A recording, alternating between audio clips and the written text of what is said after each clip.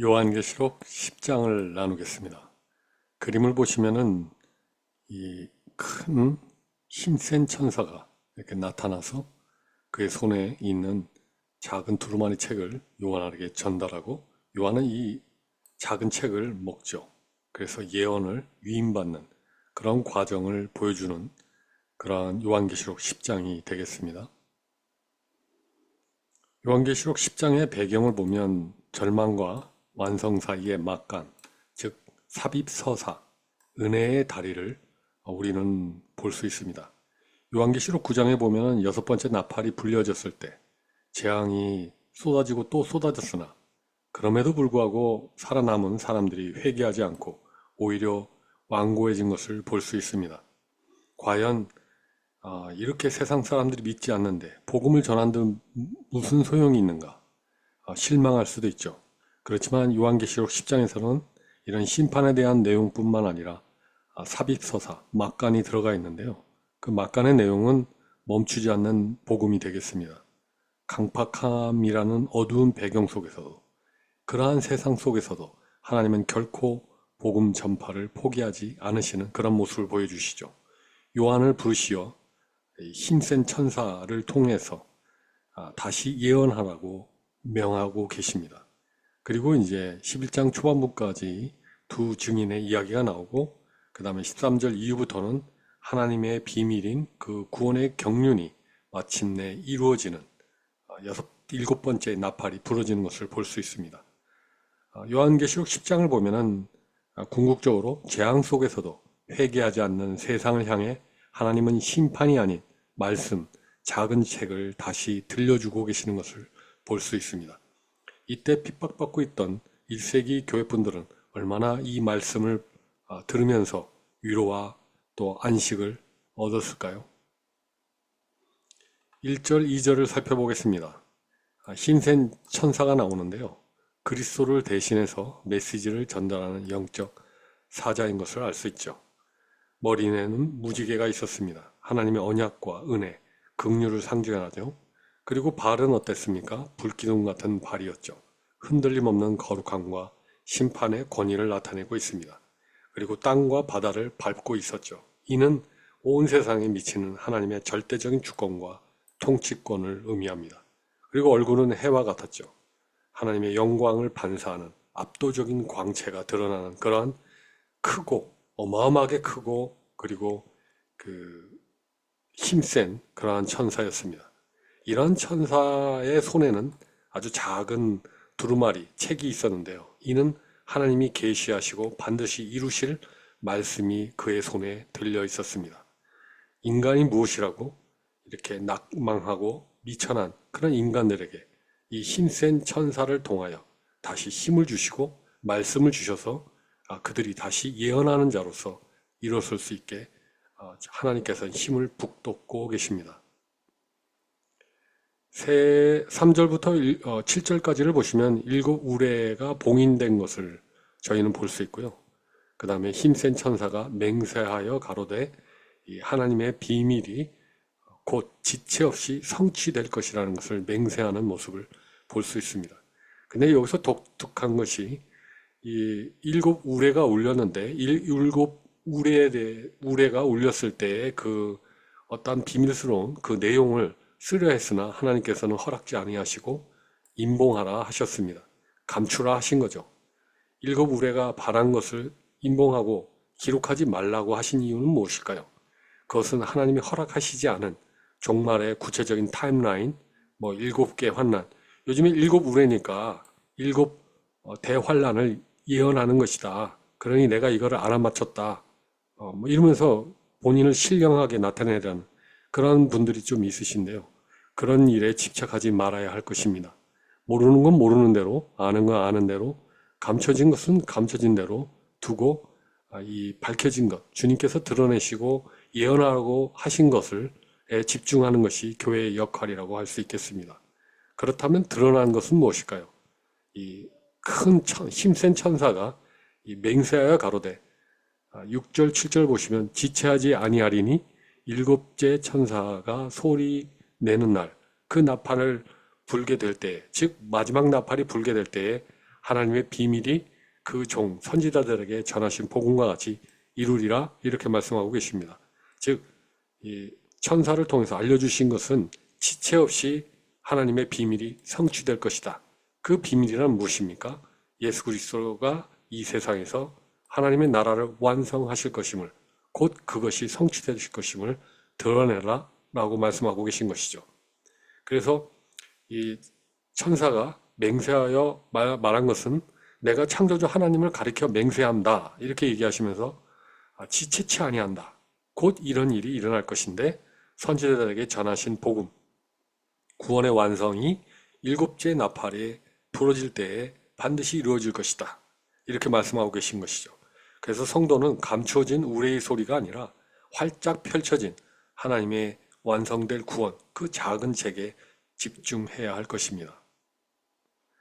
그리고 8절에서 10절을 보시면요. 작은 책을 받아 먹으라 이렇게 얘기하고 계십니다. 여기 그림을 보시면은 이 힘센 천사가 작은 책을 들고 있는데 하늘에서 음성이 나서 그 이 천사의 손으로부터 이 작은 책을 받아다가 먹어라 이렇게 얘기하고 계시죠. 그래서 요한이 갖다 먹어버리니 내 입에는 꿀같이 다나 먹은 후에는 내 배에서는 쓰게 되더라 이렇게 10장 10절에서 말씀하고 계시죠.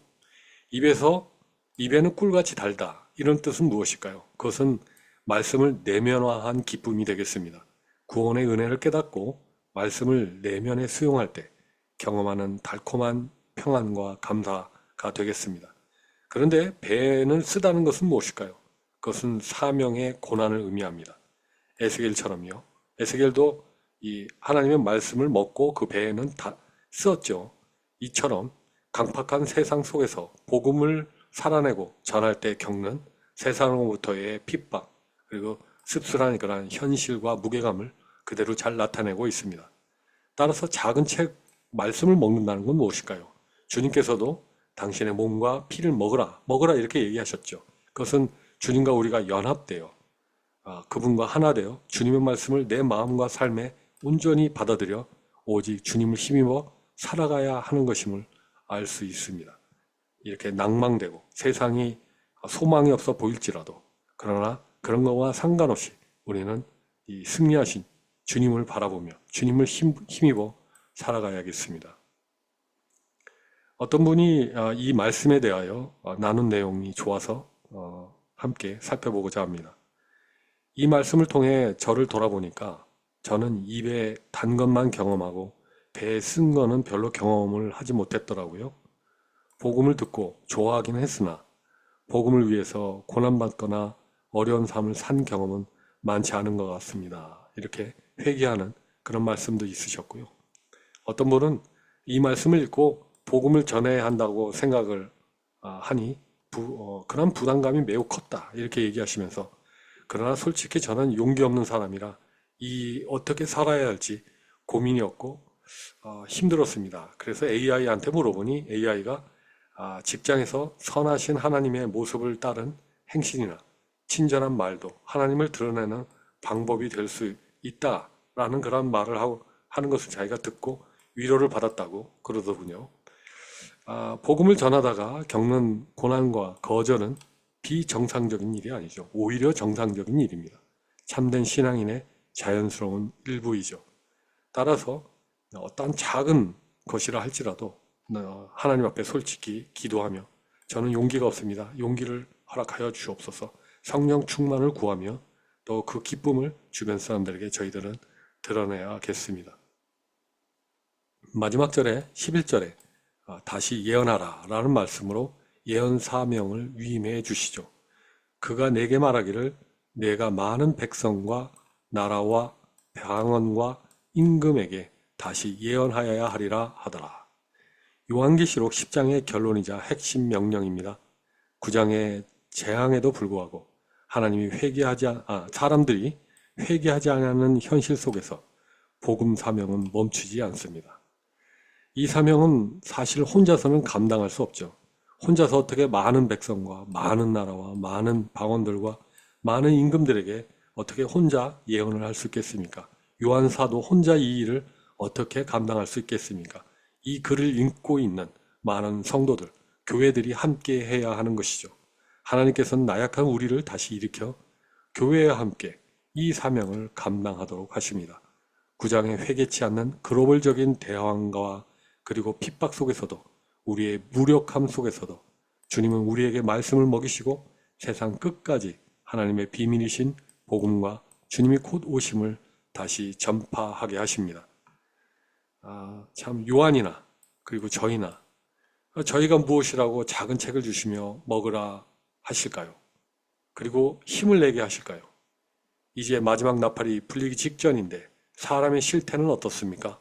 회개치 않고 변함이 없습니다. 이러한 상황 속에서 무슨 복음인가? 나도 힘든데 이렇게 생각할 수 있습니다. 그러나 하나님께서 사랑하셔서 이 어마어마하게 큰 그러한 이 천사, 이 세상을 밟고 있는 천사를 통해 그 작은 책을 먹게 하십니다. 다시 일어나게 하십니다. 참 감격스럽고 은혜인 그러한 모습입니다. 결론적으로 말세 때에도 복음은 멈추지 않는다는 것을 알 수 있습니다. 첫째, 복음은 결코 멈추지 않습니다. 세상에 아무리 강팍하고 재앙이 쏟아져도 하나님은 교회를 통해 끝까지 생명의 복음을 전달하고 계십니다. 이기는 비결은 말씀을 먹는 것이죠. 우리의 힘으로는 세상을 이길 수 없습니다. 펼쳐진 작은 책, 그 하나님께서 세상을 이미 이기셨고 주님이 이기셨다고 하셨지 않았습니까? 그 말씀을 내면 깊이 채울 때 성령 충만함으로 하나님의 뜻을 알고 예수님의 그 공로를 알 때 우리는 세상과 마귀를 이길 담대함을 얻습니다. 그리고 세 번째, 입에는 달게, 배에는 쓰게. 구원의 감격을 누리는 데에 그치지 마십시오. 일상의 작은 친절, 용기 있는 나눔, 그리고 때로는 핍박을 감수하며 십자가의 사명을 다하는 다시 예언하는 자로 일어서야 할 것입니다. 마치는 기도를 하겠습니다. 하나님 아버지, 재앙 속에서도 복음을 멈추지 않으시는 하나님의 뜻을 깨닫게 해주셔서 감사합니다. 세상을 두루 밟고 서 있는 크고 힘센 천사를 보내시어 작은 책을 주시고 저희를 예언하는 자로, 증언하는 자로 불러주심에 감사를 드립니다. 말씀이 입에는 달지만 배에는 쓸 때에도 저희를 붙들어 주시기를 간절히 소망합니다. 담대함이 없는 저희에게 성령으로 용기를 더하여 주시고 각자의 삶의 자리에서 삶으로, 말로, 사랑으로 복음을 전하게 하여 주옵소서. 예수 그리스도 이름으로 기도합니다.